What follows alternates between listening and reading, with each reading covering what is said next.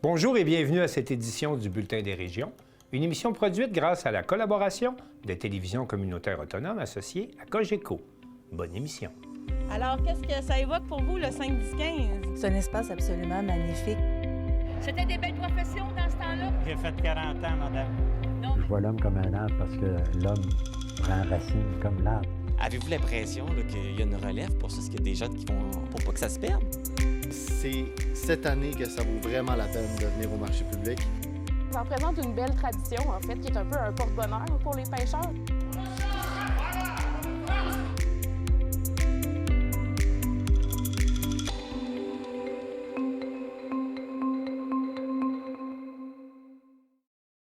Au sommaire pour vous cette semaine. À Saint-Jean-Port-Joli, la MRC de Lillet présente aux entrepreneurs les nouvelles règles en matière d'immigration. À Passepébiac, l'église Saint-Pédis est désacralisée. À Black Lake, on rencontre les participants et les organisateurs de l'événement, les Dragons Desjardins. Dans la Naudière, une citoyenne souffrant de dysphagie a publié un livre de recettes pour ceux qui ne peuvent manger des aliments solides. À Forestville, la boulangerie au Petit Four est maintenant opérée par la troisième génération de la famille Bérubé. À Montjoly, les jeunes journalistes de l'agence de presse Mistral, du nom de leur polyvalente, veulent savoir si gagner une coupe Vanier, ça change une vie.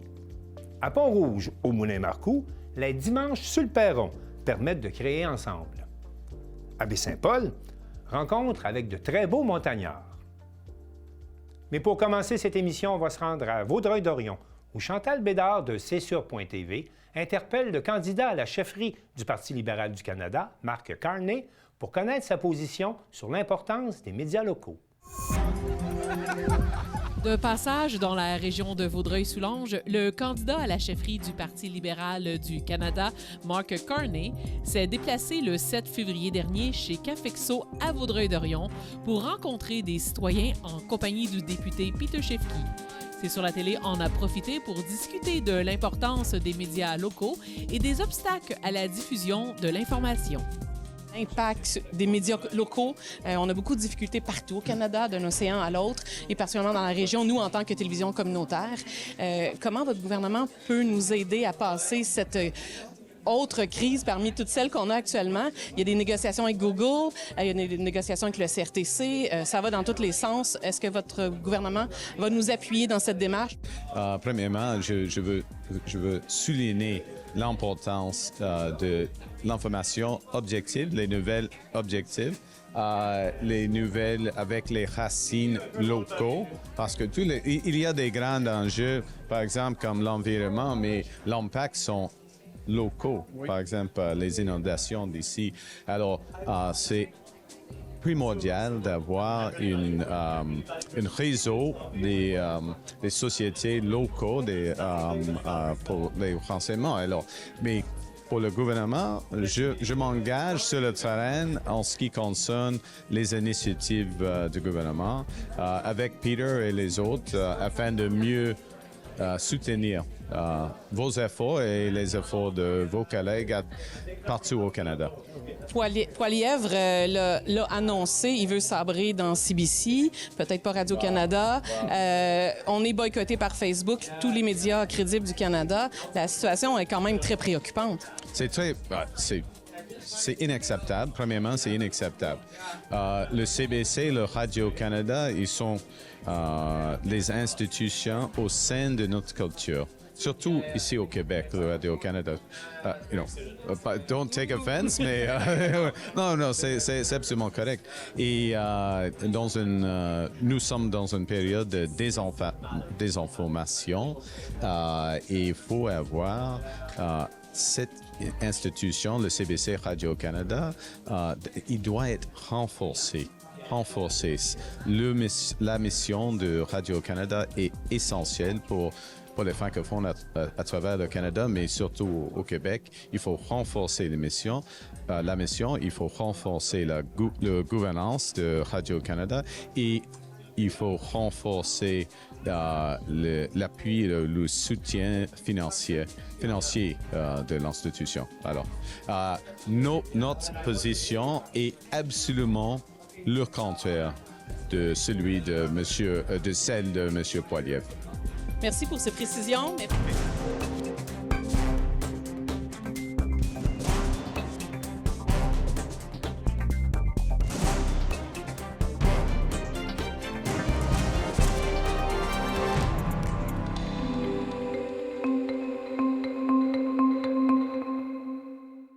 Au Bulletin des régions, on vous présente différents formats de reportage, mais un format qu'on ne vous présente pas souvent est celui des actualités en bref, pourtant utilisé par plusieurs télévisions communautaires. À Montmagny, l'équipe de CMA TV produit à chaque jour l'info CMA TV en bref et utilise même une application, un robot, pour faire la narration du reportage. Alors, on écoute ce que ça donne avec l'info en bref CMA TV du 6 février.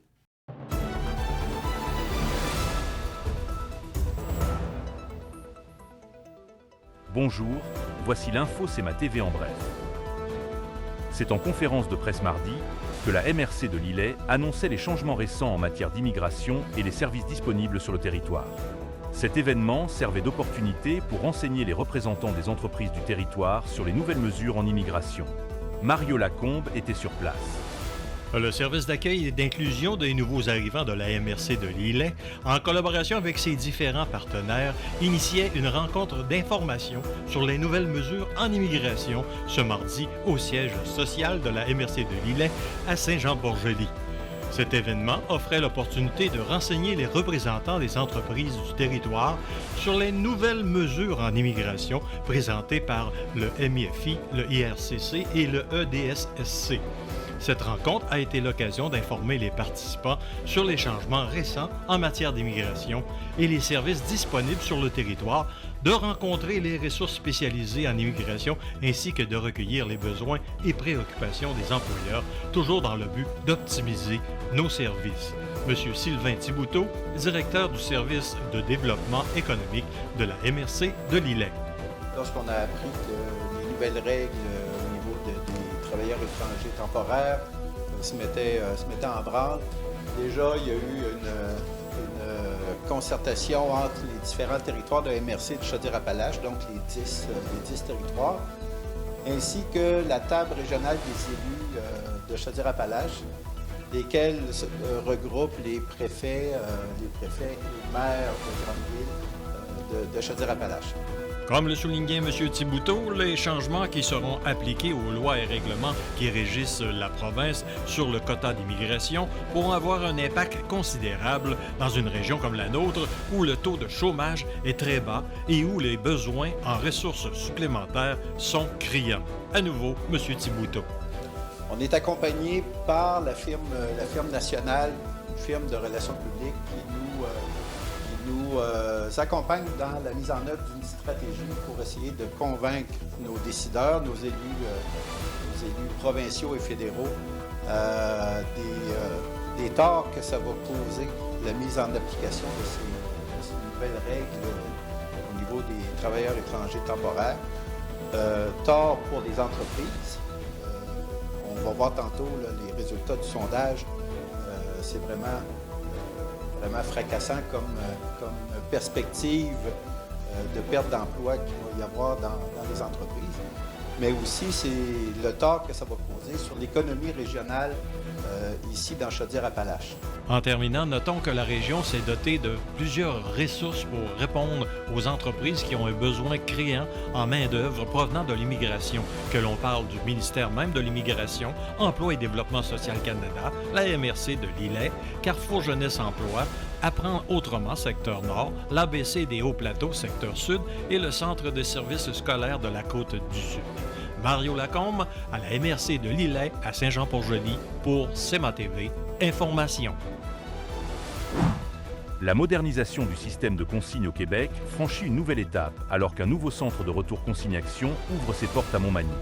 Situé au 91 boulevard Taché-Ouest, ce site ultramoderne, équipé des dernières technologies, vise à faciliter et accélérer la récupération des contenants consignés. L'Association québécoise de récupération des contenants de boissons, qui pilote le projet, veut offrir aux citoyens une expérience simplifiée et efficace. Deux options sont disponibles, soit le retour à l'unité, où les contenants sont déposés un à un dans des machines automatisées, avec remboursement immédiat en argent comptant ou par transfert électronique, ou le retour express, qui permet aux citoyens de déposer un sac rempli de contenants non triés et de recevoir leur remboursement par voie électronique après traitement.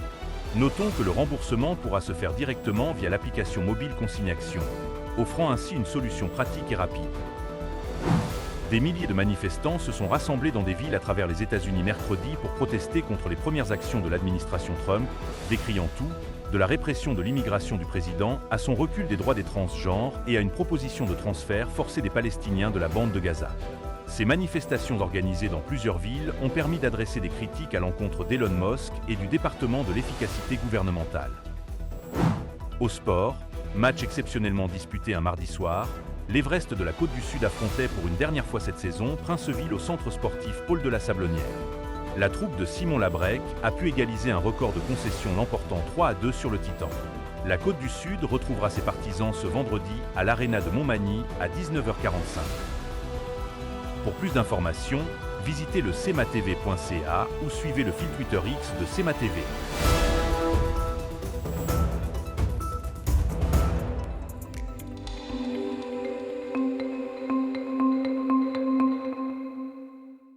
Valérie Pinault de Télévague a rencontré Monseigneur Claude Lamoureux, qui était à Passepébiac pour la célébration de la réduction à l'état profane de l'église Saint-Pédis. Monseigneur, c'était pourquoi la cérémonie aujourd'hui à l'église Saint-Pédis? Alors, c'est que l'église ici à Saint-Pédis était fermée depuis 3 ans déjà. On était à la recherche d'un nouveau propriétaire de cet édifice et finalement, on a trouvé quelqu'un qui devient propriétaire de l'endroit. Et dans ces circonstances-là, nous avons procédé à la célébration de la réduction à l'état profane de ce lieu. C'est-à-dire qu'elle ne pourra plus servir pour la prière et pour le lieu de célébration de l'Eucharistie ou des sacrements. C'est en ce sens que nous nous sommes rassemblés pour rappeler cependant que nous sommes porteurs de cette foi, malgré tout. On est les pierres vivantes de l'Église, mais qu'on ne pourra plus utiliser ce moyen de l'Église de Saint-Pédis pour vivre ces rassemblements de prière dorénavant. C'est quoi les raisons qui ont poussé à la fermeture de cette église? Bon, il y a plusieurs facteurs. Bien sûr, on dit l'argent, c'est le nerf de la guerre. Je pense que financièrement, il y avait des grandes sommes d'argent à investir pour restaurer l'Église. Les coûts deviennent de plus en plus élevés. Une participation moins grande aussi des donateurs, qui fait en sorte que les responsables en sont venus à la conclusion qu'il n'était plus possible de continuer de pouvoir préserver, sauvegarder ce lieu physique et de pouvoir inviter les gens à aller plutôt vers Passepébiac, qui est tout à côté d'ailleurs. Hein. D'ailleurs, l'église Saint-Pédis est la fille de la paroisse de Passepébiac. Hein. Puis, ça fait plusieurs années qu'il n'y a plus de célébration. Vous avez dit 3 ans. C'est pour ça qu'il n'y a plus d'électricité puis de chauffage ici. Effectivement, je dois vous avouer que c'est la première fois que je procède à une célébration où là, tout à coup, il n'y a plus d'électricité et tout ça. Il faisait très froid. On a fait une courte célébration parce que les gens, bon, faut tout de même respecter les capacités de tous et chacun. Donc, ça faisait 3 ans, donc il n'y avait plus aucune célébration qui avait lieu ici. Puis les responsables ont jugé bon de couper le courant pour, vous savez, les coûts d'électricité et tout ça. Ça explique les circonstances qui nous ont rassemblés ce matin. Le bâtiment a été construit en quelle année? C'est 1959.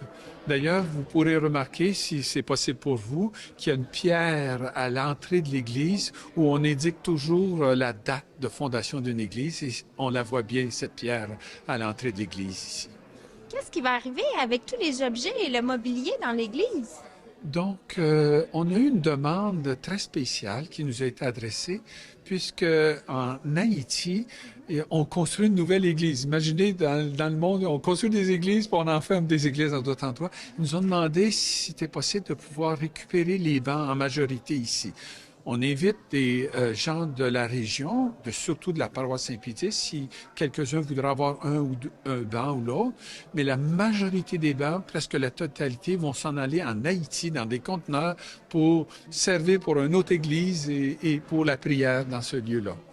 Et les objets sont mis en vente pour la population? Les objets sacrés, vous savez, il y a des objets vont être rassemblés et temporairement, ils vont être remisés au sous-sol de l'église de Passepébiac. et puis ils vont être appelés à être répartis, distribués dans les différentes églises et certains pourront aussi se procurer ces objets si on n'en a plus besoin naturellement. Avec la baisse d'achalandage, est-ce que vous prévoyez fermer d'autres églises en Gaspésie? En Gaspésie, il y en a d'autres qui sont en questionnement. Au mois de mars, j'irai à Pabot Mills pour une fermeture d'église qui est fermée depuis le temps de la COVID aussi. Donc, je vais procéder parce qu'il y a un nouvel acquéreur de cette maison. Ici, il y a un grand questionnement dans le secteur ici, comme lors de ma visite pastorale où je suis venu vous visiter avant les fêtes. On m'a parlé de Port-Daniel, qui est en une situation critique. J'ai bon espoir, cependant, que la communauté de Port-Daniel, Gascon-Port-Daniel, entre autres avec la municipalité, est-ce qu'on ne pourrait pas trouver une nouvelle vocation à ce lieu qui pourrait peut-être servir à la fois, peut-être pour le lieu de prière, mais pour d'autres objectifs? C'est une étude qui devra être vécue là, dans les prochains mois, sans doute. Qu'est-ce que vous prévoyez pour l'avenir de l'Église catholique avec les défis actuels? Moi, ce que je prévois, c'est de valoriser toutes les expériences communautaires qu'on peut vivre malgré tout. Une petite communauté a autant de valeur qu'une grande communauté. C'est d'apprendre... Vous savez, le Seigneur a dit, lorsque 2 ou 3 sont rassemblés, je suis là au milieu de vous. C'est de se rappeler que l'histoire de l'Église a commencé avec un petit groupe. Puis toujours ces hauts et ces bas dans toute l'histoire de l'Église, lorsqu'on regarde, là, il y a toujours eu ces phénomènes-là. Au Québec, actuellement, on vit un moment très particulier. Nos ancêtres nous ont légué des édifices, des endroits extraordinaires, parce qu'il y avait beaucoup de population aussi. La population en Gaspésie a beaucoup diminué. Et veut pas, on doit s'adapter, un peu comme quelqu'un qui a une maison lorsqu'il avait 12 enfants, puis les enfants sont tous partis de la maison. Il dit, la maison est trop grande, on va la vendre, puis on va aller rester dans un petit appartement. L'Église doit s'ajuster à l'époque d'aujourd'hui. Moi, j'ai confiance que petit à petit, ensemble, on va trouver des moyens pour partager notre foi, puis continuer cette aventure-là spirituelle autrement, dans des conditions plus pauvres, plus modestes, mais avec cœur, cependant, avec autant d'authenticité, je l'espère. Pour terminer, Monseigneur, quelle est votre vision pour entretenir la foi et l'engagement de la population? L'Église, c'est nous. C'est favoriser l'amitié, la fraternité. Vous savez, je pense qu'un des grands besoins de notre société d'aujourd'hui, c'est de réapprendre à vivre en fraternité, en communauté. Je pense que on a pris une petite tendance plus individualiste. On le ressent beaucoup plus dans les grands centres urbains. Récemment, j'étais à Montréal, je prenais le métro, tout le monde marche vers leur destination, personne ne se dit bonjour. Et une fois, donc j'étais à Montréal, entre autres, puis je dis à quelqu'un bonjour. La personne, toute surprise, me dit, qu'est-ce que vous voulez, vous? Je vous dis bonjour, tout simplement. Moi, je pense qu'on a la mission comme Église à favoriser la vie communautaire, le partage et aussi, bien sûr, cette foi qui nous anime, d'en être des témoins puis de le montrer d'une façon concrète, à travers des gestes, à travers l'amitié, la charité, quoi.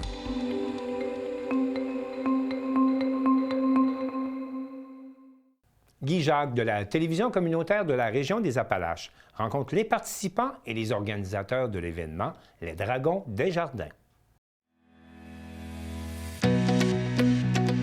Bonjour, mon nom est Guy Jacques. Nous sommes aujourd'hui à la polyvalente de Black Lake pour l'événement Les Dragons des Jardins, où nous allons faire des entrevues avec certaines des équipes qui ont participé au projet. Bonjour à vous, vous êtes les Cozy Flames, je crois. Pouvez-vous me parler du projet, finalement, que vous avez présenté devant les Dragons des Jardins? Bien, nous, ce projet-là, écoute, ça a commencé dans notre classe, dans notre petite classe, on se demandait qu'est-ce qu'on pouvait faire pour, pour se trouver un projet à faire. On est arrivé avec une idée de chandelle, puis c'est simple comme ça, on l'a développé, on l'a amené à un beau produit, puis on fait des belles chandelles si vous en voulez. Parfait, merci. Comment s'est passé pour vous cette expérience? Ça a super bien été. On a eu plusieurs épreuves à surmonter, mais peu importe les problématiques qu'on a eues, on a toujours réussi à surmonter les épreuves. Et qu'allez-vous retirer finalement de cette expérience? On va retirer que peu importe le problème qu'on a, il y a toujours une solution, puis c'est toujours très important de persévérer puis de donner les efforts nécessaires quand on veut quelque chose. Et qu'est-ce qui vous a motivé à participer à cette aventure? Il n'y a pas de problème. Ben, nous, on s'avait inscrit au début dans ce cours-ci, puis il fallait trouver quelque chose pour créer une mini-compagnie. Puis c'est ça, on s'est donné au maximum qu'on pouvait pour faire un beau produit, puis en même temps, ça nous fait dégager de notre imagination. Ça reste pas en nous, on peut le dégager en produit. Puis c'est ça, ça nous fait un beau produit, ça nous fait dégager notre imagination. C'est très bien. Et qu'est-ce que vous avez le plus apprécié? Je dirais vraiment là, le travail d'équipe, là, quand on allait se rejoindre à une maison pour aller les fabriquer, les chandelles. On s'est créé une ambiance, on a mis de la musique, c'était le fun, puis ça sentait bon dans la maison. Fait que... OK, vos chandelles sont avec des parfums particuliers au fond. Je vous souhaite la meilleure des chances et merci de votre participation à l'émission. Toujours dans le cadre de l'événement des Dragons des Jardins, nous rencontrons les Dragons pour leur poser quelques petites questions par rapport à l'événement. Bonjour à tous. Qu'est-ce qui vous a incité à participer à l'expérience des Dragons des Jardins? Oh, moi, ça fait bientôt 14 ans que je participe à l'activité. Donc, ça fait déjà 14 ans qu'on m'a convaincu de participer à une belle journée. C'est très agréable de partager ça avec des collègues, avec des amis maintenant. Puis, on s'amuse. On est là pour le plaisir, nous aussi. Exactement. OK, il y en a plusieurs, au fond, que c'est pas leur première expérience non plus. Non, moi, ça fait aussi 14 ans. En même temps que Frédéric. Puis c'est toujours de voir un petit peu le stress des jeunes, de vouloir venir présenter leur projet. Puis c'est toujours une surprise à chaque année, des projets des fois qu'on n'a jamais entendus. Fait que c'est le fun. C'est des surprises autant pour nous autres qu'eux autres avec les commentaires qu'on peut leur dire qui sont constructifs. De voir le côté imaginatif des jeunes aussi. C'est impressionnant. Est-ce qu'il y a quelqu'un qui veut rajouter quelque chose? Oui, bien, moi, ce que je trouve intéressant aussi, c'est de leur faire voir une autre dimension dans leur futur de vie. Fait qu'avec l'entrepreneuriat, ben c'est souvent un peu tabou, puis qu'ils viennent prendre ça à cœur, puis que c'est tous des petits présidents, vice-présidents, et définir leurs tâches, puis ils se rendent compte que de passer les embûches, ben ça arrive dans la vie de tous les jours. Fait que plus on est bon à passer les embûches, à régler les problèmes, bien, c'est un petit peu l'entrepreneuriat. Absolument, puis je vais dans le même sens. Je veux dire, Marianne, tu l'as mentionné, pour ma part, c'est ma première participation, mais beaucoup de belles découvertes au niveau de la créativité, mais aussi de l'agilité à pouvoir faire les choses différemment vis-à-vis différents soucis, finalement. Donc, des belles découvertes. Oui, à ce niveau-là, je crois que les projets étaient très diversifiés. Qu'est-ce que vous avez pensé des projets qui ont été présentés aujourd'hui?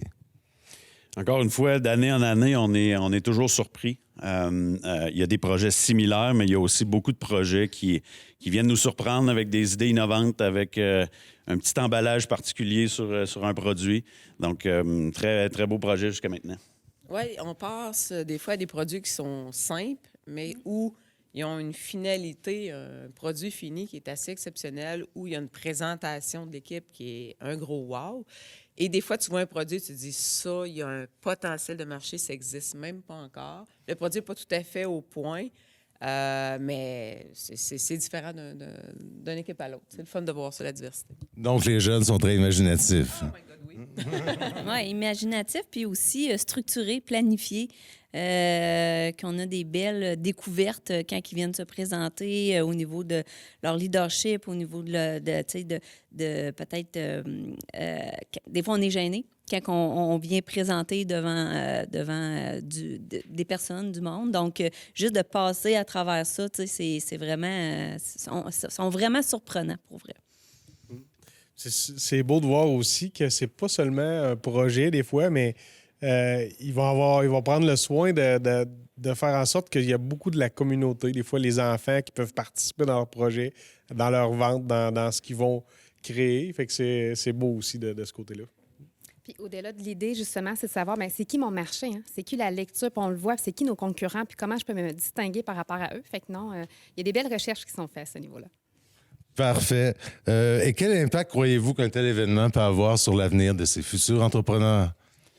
Ben, en fait, on a une mission sans en avoir une, mais on essaie de stimuler l'intérêt envers l'entrepreneuriat chez les jeunes.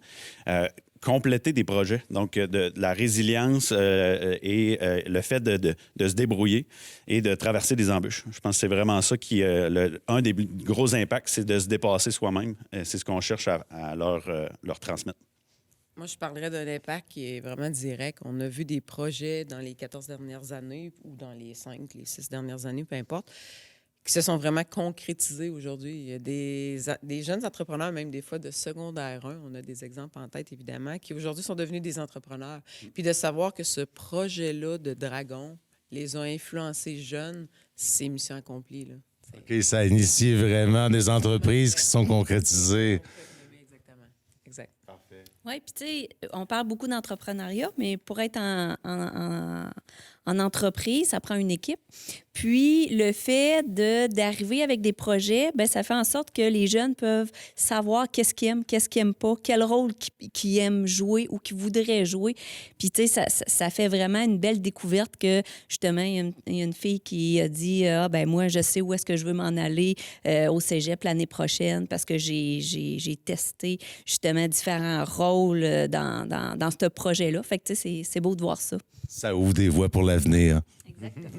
Oui, puis à l'époque, quand on était justement au secondaire, à notre âge, ben c'était pas nécessairement une voie qui était beaucoup explorée, l'entrepreneuriat. On est beaucoup dans des modèles d'études, mais l'effet de pouvoir apporter une petite dynamique avec l'événement, puis là, les gens parlent d'entrepreneuriat, ça les intéresse, puis en même temps, ben ça l'enlève les stéréotypes de c'est quoi avoir une compagnie. T'sais, on a une compagnie, à la base, les jeunes, ils peuvent même dire « Ah, c'est pour faire de l'argent, une compagnie, c'est pas... » Mais c'est pour avoir un peu cette liberté-là de choisir dans le temps, parce que le temps, c'est ce qui est le plus important. Fait que si tu as une entreprise, puis moi, je pense que le plus beau de ça, c'est de pouvoir faire ses horaires, de pouvoir être capable d'aller vers ce sens-là. Fait que moi, c'est ça que j'aime aussi, de démontrer dans l'entrepreneuriat que c'est une vraie voie d'avenir. Puis en fait, pour terminer, parce que je crois que tout a été dit, mais ce qui oublie ici, mais les 4 dragons à côté de moi, c'est qu'ils sont tous, vous êtes tous du monde entreprise, hein? Fait qu'ils sont inspirants également pour la relève. Donc oui, ils se présentent devant eux, mais de voir qu'eux ont réussi à travers toutes ces embûches-là, bien, ça devient une inspiration aussi pour eux. Parfait. Hey, je vous remercie évidemment beaucoup, toute l'équipe. Merci pour votre implication dans cet événement. Je pense que votre temps, finalement, est très bien investi aussi avec ces jeunes-là. Merci à vous. Merci.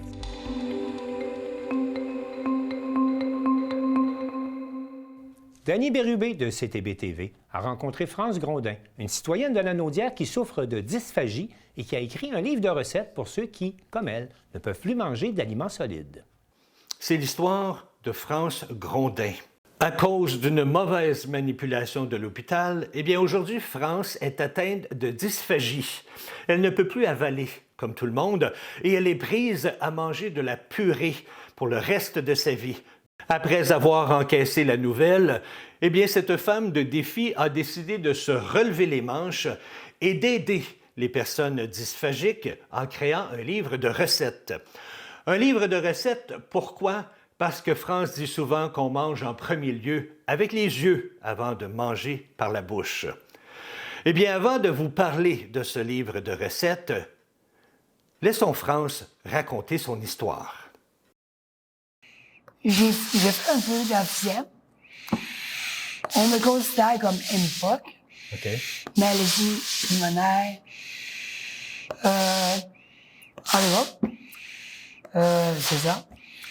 Puis lui avait décidé, après plusieurs scans, qui démontraient qu'il n'y avait aucun cancer nulle part, qu'il me passait une bronchoscopie.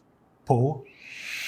Moi, il entendait le son à l'intérieur de sa bronche droite. Puis lui a décidé qu'il voulait aller voir. Une bronchoscopie, c'est par la bouche, là, c'est ça? Ouais, il passe une caméra, puis il promène ça, là, quelque part par là, là. Je sais pas. Donc, 1er septembre 2020, mon mari et moi, on se rend à l'hôpital. Je rentre dans la salle. C'est ce que je me souviens, là. Je m'éterne sur la table. Puis tout arrête là.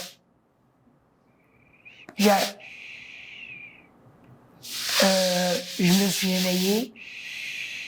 Je sais pas si c'est la même journée ou le lendemain. Aux soins intensifs.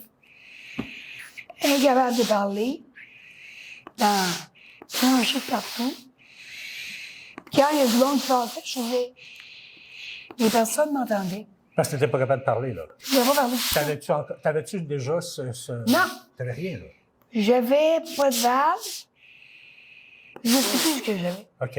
J'avais des trucs dans le nez, des trucs partout. Finalement, il y a un médecin qui a passé dans mon aquarium, parce que c'était aux soins intensifs, puis il est rentré dans ma chambre. Là, j'ai fait ça, papier, crayon. Fait que j'ai dit, je reviens. Là, j'ai dit, qu'est-ce qui s'est passé?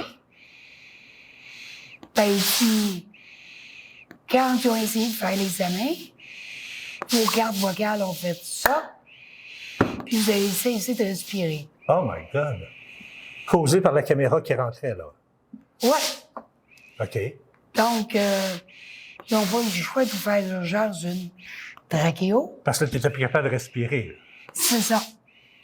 Parce que les cordes vocales prennent la place. Ça bouche le... Ça bouge la place pour respirer. Donc, ils ont fait des trous. Et par la suite, parce qu'il n'y a plus de place pour avaler les aliments solides, sans danger, ils m'ont fait une gastrostomie. Qui est quoi exactement, une gastrostomie? On fait un trou dans l'estomac, dans la paroi.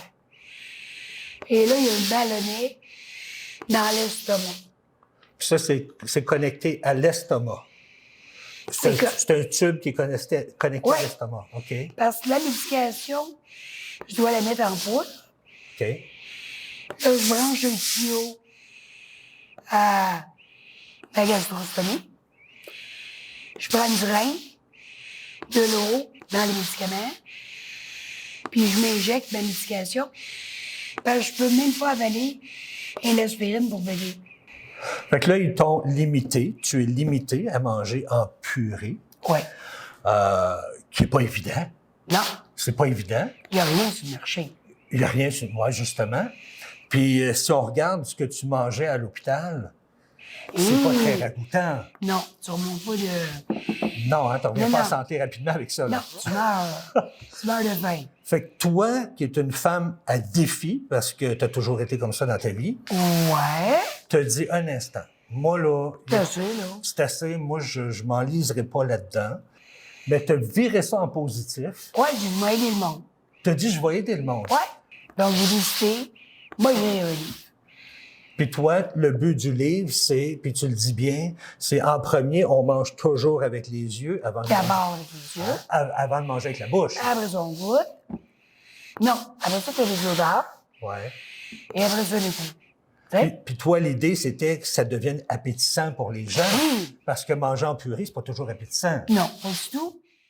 Le livre de recettes est disponible sur Amazon et on retrouve l'émission complète sur YouTube en inscrivant les mots CTB-TV, moi aussi, je mange.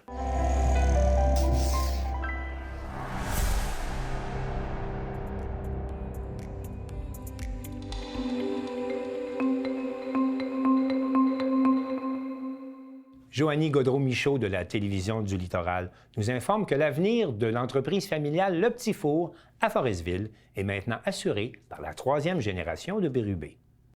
C'est officiel depuis le 11 décembre 2024. Yannick Bérubé reprend les rênes du commerce familial qui a plus de 50 ans d'histoire, la boulangerie Au Petit Four de Forestville. Jamais bien loin, que ce soit derrière le comptoir ou à la fabrication des pains, il était facile de penser que l'entrepreneur avait déjà pris la relève de l'entreprise paternelle. Mais Christian Bérubé a passé le flambeau il y a seulement quelques semaines. Depuis mars l'an dernier, le fondateur de la boulangerie a commencé à prendre ses distances, laissant sa place à l'administration et la comptabilité. Presque 2 années ont été nécessaires pour compléter la transaction du transfert de l'entreprise, ce qui a largement laissé le temps au patriarche de bien préparer son départ. Quant à la relève, il connaît les rouages du commerce depuis belle lurette. Yannick Bérubé a commencé à travailler à la boulangerie à 12 ans alors qu'il emballait les brioches. Durant ses années d'école secondaire, le futur boulanger venait donner un coup de main au commerce familial. Ensuite, il est allé à Bécomo suivre son cours de minerai et soudure. Après 4 ans à travailler dans son domaine d'études, il est finalement revenu à ce qu'il passionnait le plus, la boulangerie. La boulangerie au Petit Four est maintenant une entreprise de 3e génération. Elle a été fondée en 1969 par Auguste Bérubé, le père de Christian et le grand-père de Yannick. Il l'opérait avec sa femme Françoise Bouliane et ses 2 fils Christian et Jocelyn. Depuis 3 ans, Christian Bérubé est le dernier fondateur encore vivant.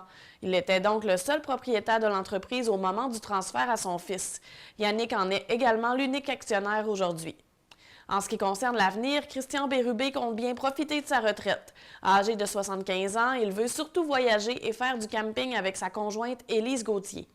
Quant à son fils, ce ne sont pas que les projets qui manquent. Au fil des semaines, des mois et des années, il apportera sa touche personnelle à l'entreprise familiale.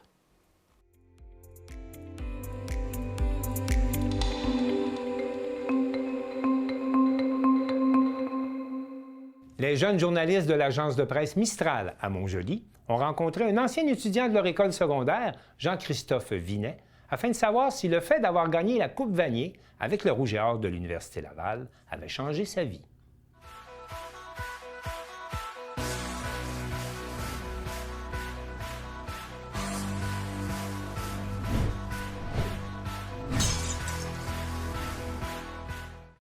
Ça va bien, Jean-Christophe? Oui, toi? Oui, merci.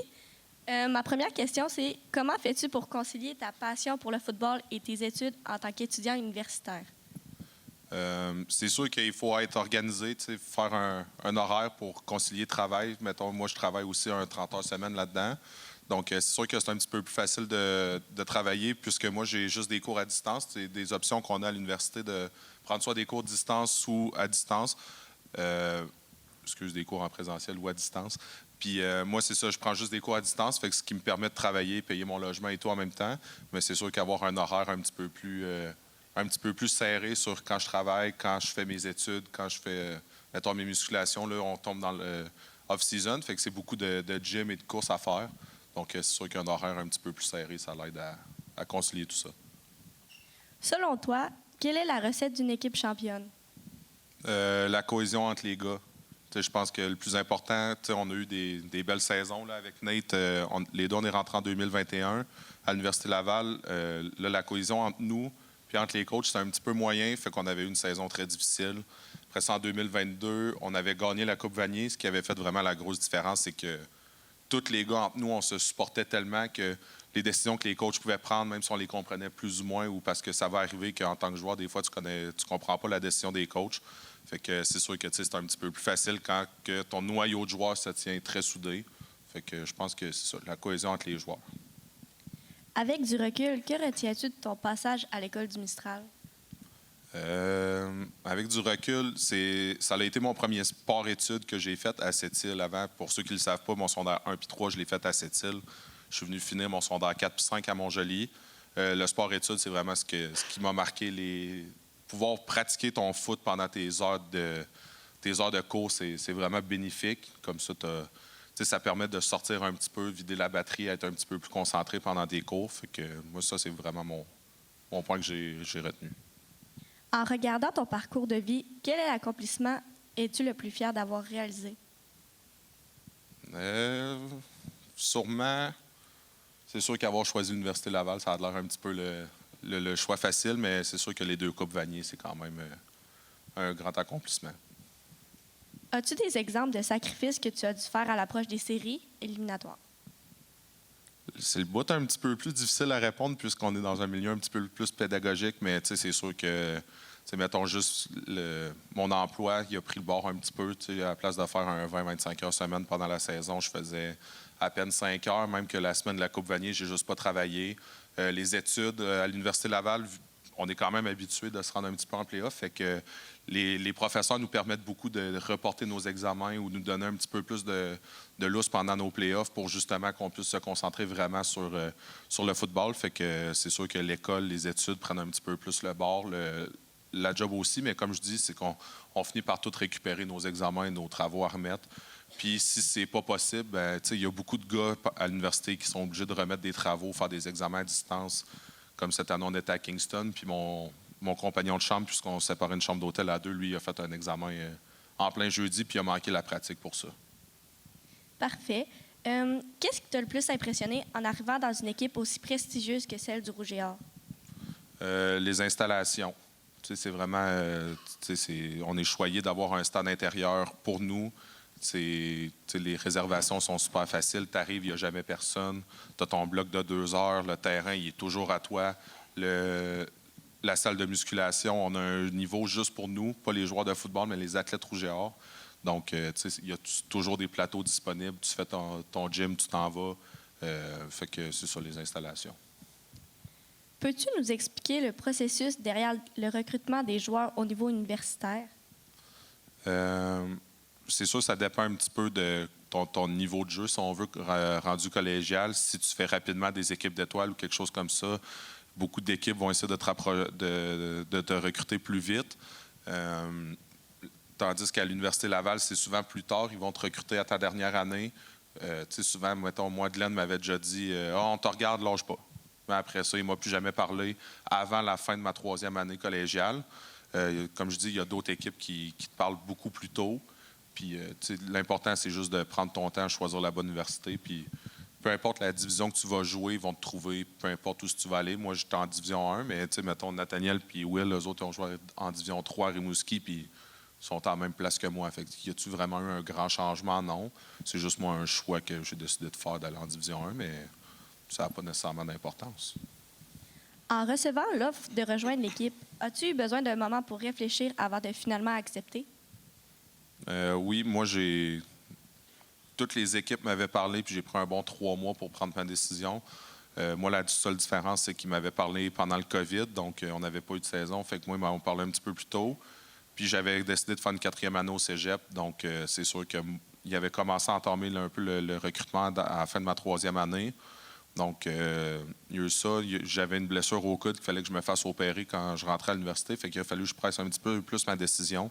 Sinon, j'aurais sûrement pris encore plus longtemps pour réfléchir. Quels sont les traits de caractère issus de ta personnalité qui t'ont aidé à te rendre où tu es aujourd'hui?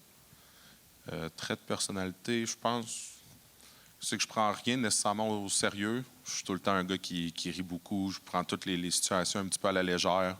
Je suis un peu nonchalant dans ce que je fais. Je suis quand même rigoureux dans certains trucs, mais c'est que j'ai une facilité à rendre les moments difficiles un petit peu au ridicule. Je les vais au ridicule. J'aime mieux en rire qu'en pleurer, comme on dit. Fait que je pense que c'est ça, là, juste d'être un petit peu plus smooth puis prendre ça comme ça vient. Je pense que c'est de quoi qui m'a aidé justement à pas trop me prendre la tête avec les décisions, des trucs comme ça, parce que des fois, ça devient lourd, puis tu peux t'en mettre beaucoup sur les épaules. Donc, juste prends ça relax, puis laisse ça aller. Envisages-tu de poursuivre ta carrière sportive sur le plan professionnel? Pour ma part, non, c'est pas nécessairement un objectif que j'ai d'aller jouer pro. C'est sûr que s'il y a une grosse offre ou quelque chose comme ça, ou que j'explose une saison, ça va peut-être être dans mes ambitions, mais en ce moment, ça ne l'est pas. Je commence à être un petit peu magané physiquement. J'ai quelques blessures que je traîne, donc c'est pas un objectif que j'ai de vie. Puis après l'université, il faut que j'aille faire un DEP. Donc pour rentrer aussi sur le marché du travail, il va falloir un jour que j'arrête le sport. Et pour terminer, quelle a été la plus grande leçon de vie apprise à ce jour? Plus grande leçon de vie, je pense que c'est de ne pas lâcher dans les moments difficiles. Depuis mon entrée à Laval, c'est sûr que ce n'est pas nécessairement le parcours que j'avais envisagé comme athlète. Je pensais avoir une belle carrière, jouer beaucoup. Finalement, c'est pas ça qui se passe du tout. Il y a une saison, je n'ai pas été habillé. L'autre saison, j'ai été habillé 3 games. L'autre d'après, un petit peu plus. C'est souvent des durs coups à prendre, mais l'important, je pense, c'est de ne pas lâcher puis persévérer là-dedans.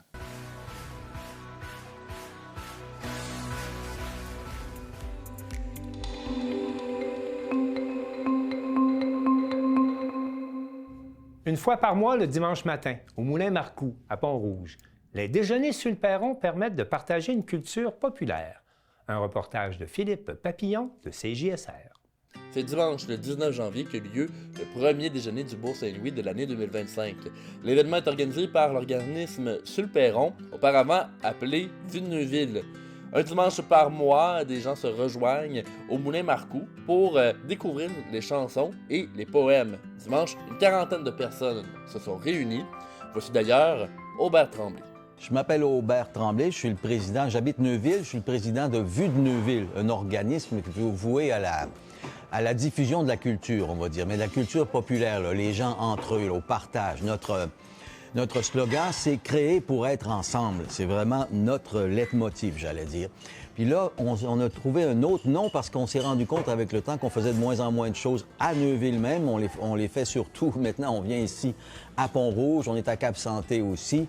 Fait que donc, on s'appelle maintenant, on a un autre nom qui s'appelle, Sur le Perron. On s'appelle aussi Sur le Perron parce que ça reflète bien notre slogan qui dit « Créer pour être ensemble ». Comme les perrons d'église où on partageait l'information, maintenant, on est ensemble pour partager la culture.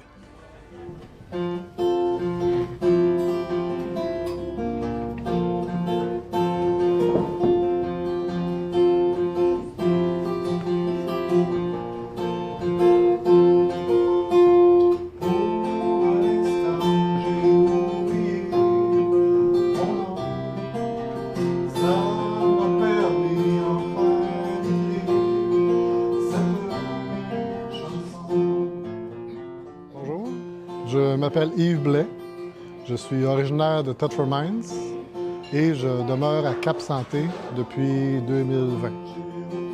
Il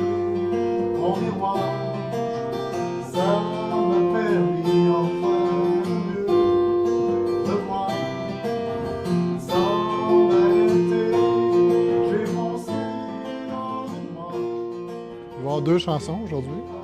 La première chanson, ça va être une bonne vieille chanson d'harmonium des années 1974. Ça s'appelle « Pour un instant » et une pièce qui est quand même, je pense, assez connue.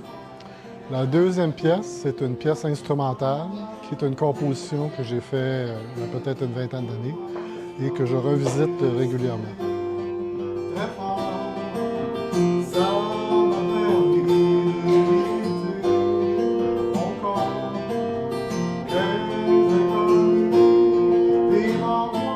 Essentiellement, j'ai toujours beaucoup aimé la musique.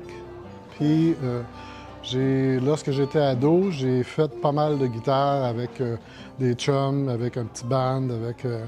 Fait que depuis ce temps-là, du moment que j'ai une chance, je vais mettre les doigts sur le manche et faire quelques tunes pour le plaisir.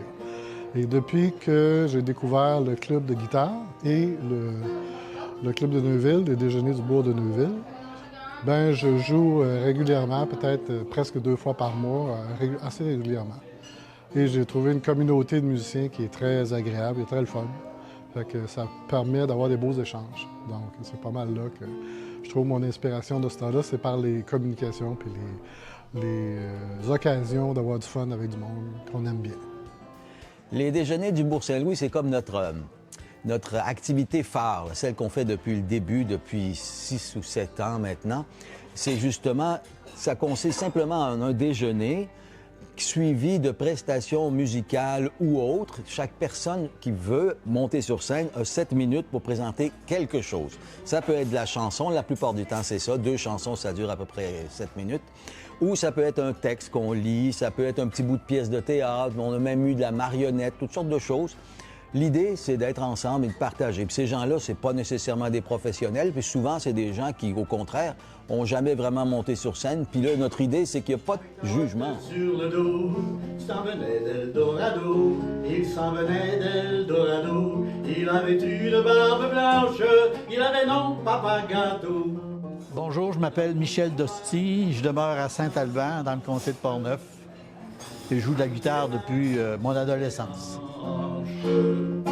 Il t'a promené dans un landau, il t'a promené dans un landau, en route pour la vie de château, en route pour la ville de château. La belle Rudolphe, la belle vie dorée, sur tranche, il te l'offrit sur un plateau. Il a mis du grain. Alors, ce matin, je vais interpréter une chanson de Georges Brassens qui s'appelle Le Père Noël et la petite fille. C'est une chanson qui nous incite à réfléchir un peu sur les cadeaux empoisonnés, qu'on pourrait dire. Il t'a couverte de manteau, il t'a couverte de manteau, il t'a vêtu comme un dimanche, tu n'auras pas froid de sitôt. Il a mis l'hermine à ta manche, il a mis les mains sur tes hanches. J'ai commencé à faire de la musique, à jouer de la guitare à l'époque des boîtes à chansons. J'ai été beaucoup impressionné par cette mode-là et je suis resté un peu accroché à ce style-là. Alors, je fais beaucoup de chansons qui datent de l'époque des boîtes à chansons, mais j'interprète aussi des pièces plus récentes, contemporaines, mais inspirées en essayant de recréer l'ambiance des boîtes à chansons. C'est beaucoup ça qui est ma motivation première. Puis l'inspiration, elle vient de toutes les chansons qui sont écrites, qu'on entend. Quand on en trouve une à notre goût, dont les textes nous plaisent, on essaye de l'apprendre et de l'interpréter. En venant au déjeuner, comme on vient presque tous les mois, il faut avoir beaucoup de nouvelles chansons.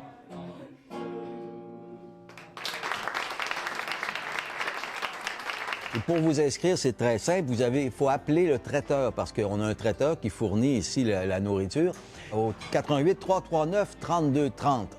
Il faut réserver idéalement avant la fin du jeudi pour qu'elle sache exactement combien il y a de convives, combien elle prépare d'assiettes. Le prochain déjeuner aura lieu le dimanche 16 février entre 9h et midi. C'est un reportage de Philippe Papillon avec la narration de Danick Julien pour CJSR.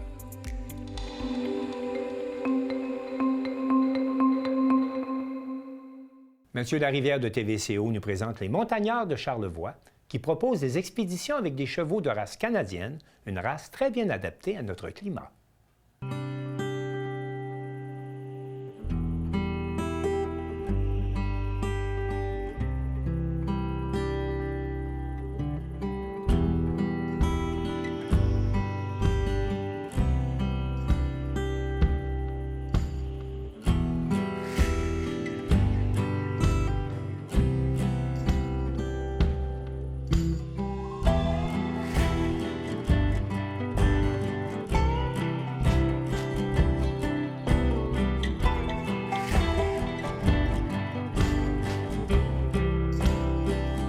Situé au cœur de la vallée du Gouffre à Baie-Saint-Paul, les Montagnards de Charlevoix proposent des expéditions à cheval durant les 4 saisons de l'année pour les gens d'ici et d'ailleurs.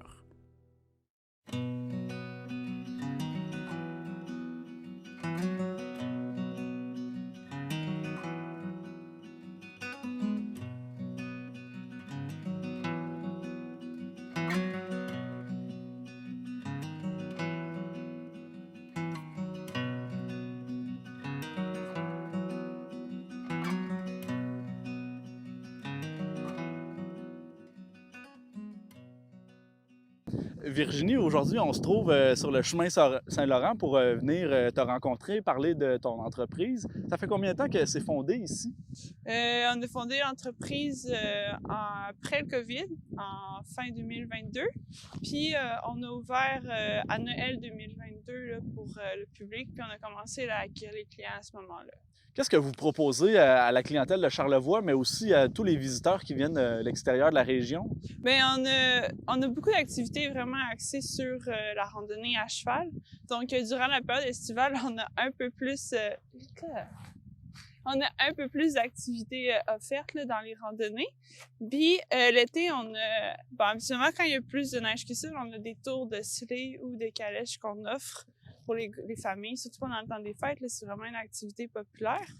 Puis on a les tours de 1h30 à cheval. L'été, là, vous voyez un peu là, tout le gros terrain de jeu qu'on a en arrière. Fait que là, on se promène, on fait des 2h30, des 4h. L'idée à l'origine de ce projet familial a émergé il y a quelques années alors que les Provenchers étaient venus passer le temps des fêtes dans la région de Charlevoix.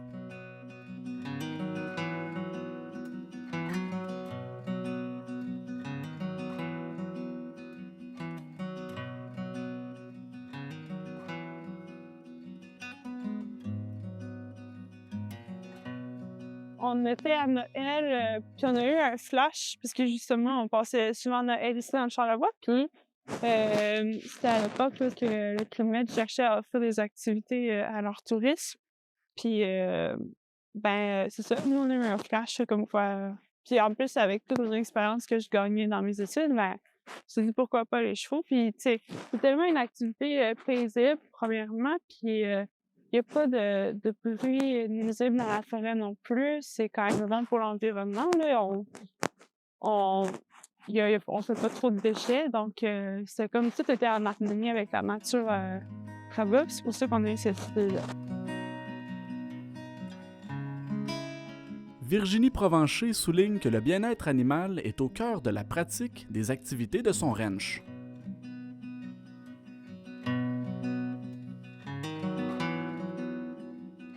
C'est un cheval qui aime travailler. Ici, mettons, on regarde là, pour tirer les slés ou même au marché de Noël quand on était là. Les chevaux aussi, on les entraîne bien. Si on en prend soin aussi, puis qu'on les pousse pas à bout non plus, c'est quand même quelque chose qu'ils apprécient faire, là, je pense, travailler comme ça.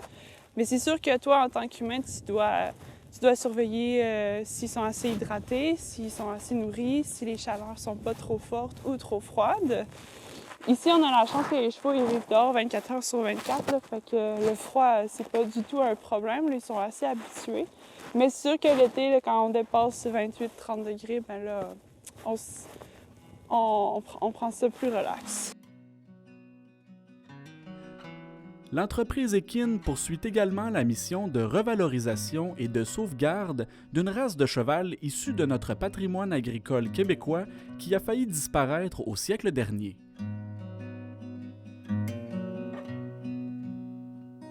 Donc, tu me parlais un peu plus tôt, ce sont des chevaux de race canadienne. Parle-moi un peu de cette race-là. Donc, les chevaux canadiens, c'est les premiers colons, là, quand ils sont arrivés ici. Ils ont mélangé des chevaux de selle français puis des chevaux de trait français. Ouais. Ça donnait une race de cheval très résistante au froid et très résistante à la pauvreté de nourriture qu'il y avait l'hiver, dans le temps que les bûcherons faisaient du débardage, exact. Et c'est ça, c'est pour ça qu'ils sont tous un peu obèses, parce que c'est des chevaux qui sont censés survivre avec très peu de nutriments. Puis ici, vu qu'on les garde à l'extérieur, ils sont au foin à volonté. Donc, c'est les genres d'animal qui va gonfler juste à regarder de la nourriture, là.